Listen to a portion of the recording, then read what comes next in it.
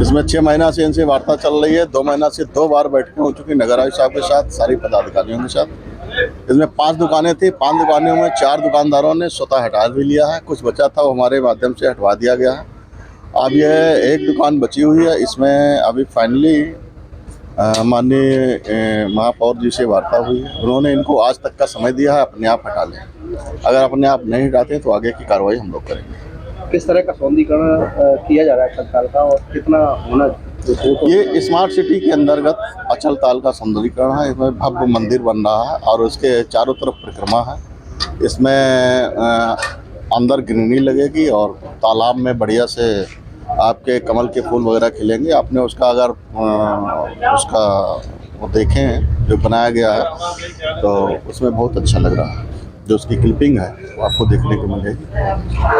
अलीगढ़ वासियों को क्या संदेश देना चाहिए, क्या?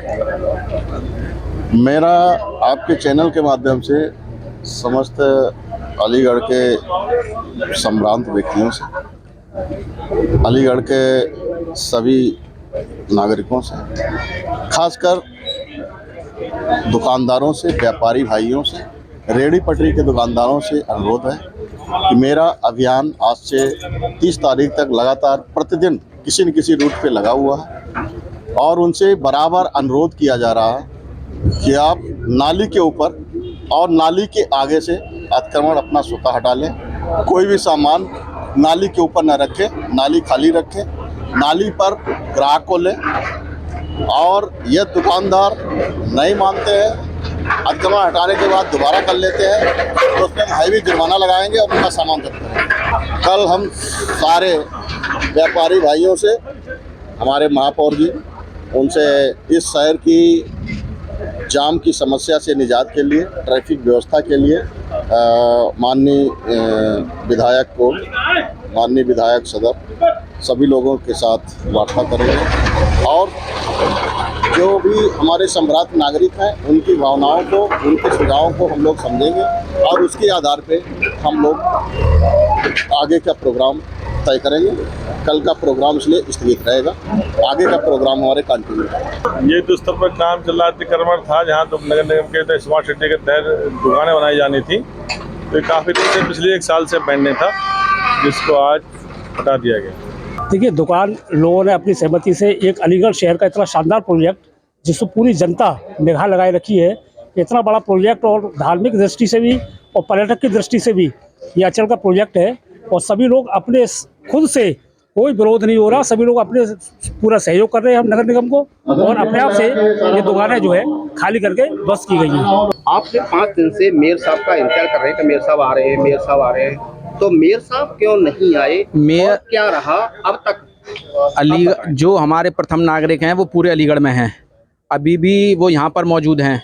यहाँ पर हम भारतीय जनता पार्टी के, वो हमारे मेयर हैं और मैं महानगर में मंत्री हूँ और यहाँ पर प्रत्येक कार्यकर्ता यहाँ पर मेयर है।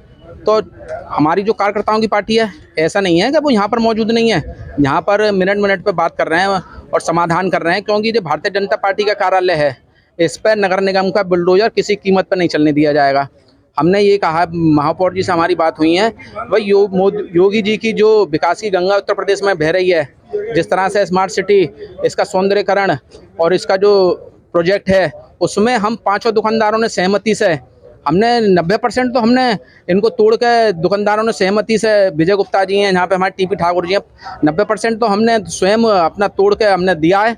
लेकिन वहीं जो भारतीय जनता पार्टी का कार्यालय है उस पर बुलडोजर नहीं चलाया जाएगा।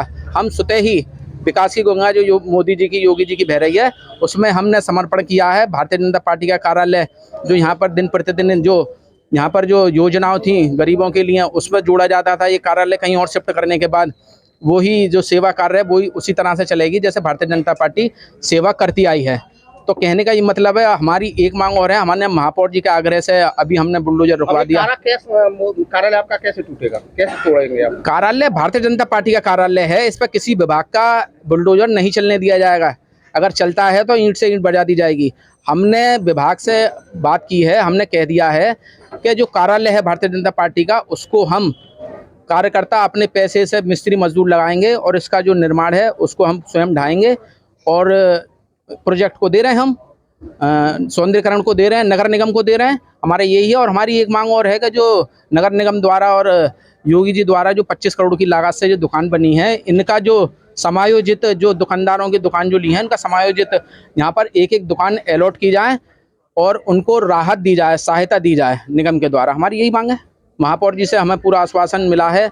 अभी हमारे एसीएम साहब से ही बात कराई हमने, एसओ साहब से भी, मेयर साहब की बात हुई, हमारे टीपी ठाकुर हैं उनसे भी बात हुई। तो उनका आग्रह हमारे लिए सर्वमान्य है। क्या कहा उन्होंने कहा है कि जो भी मदद होगी मैं पूर्ण कराऊंगा। नगर निगम से मैं बैठा हूं, क्योंकि नगर निगम में, क्योंकि अलीगढ़ की जनता ने उनको चुन के भेजा है।